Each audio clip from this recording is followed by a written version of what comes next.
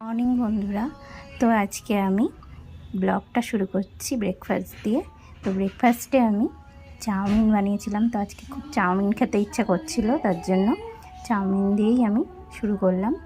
আজকে যেহেতু সানডে, তার জন্য এখানে আমি দুপুরের রান্না শুরু করে দিয়েছি। তো এখানে দেখো, আমি এখানে উচ্ছে ভেজে নিচ্ছি। আলু, পেঁয়াজ আর কুমড়ো দিয়ে উচ্ছে ভাজা করে নিচ্ছি।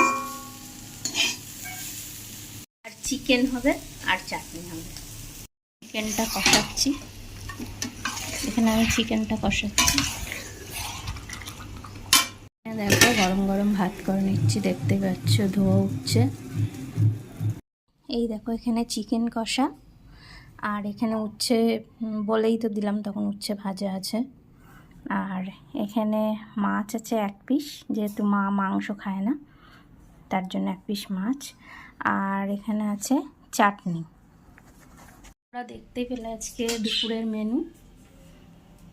চলো, থ্যাংক ইউ, টাটা।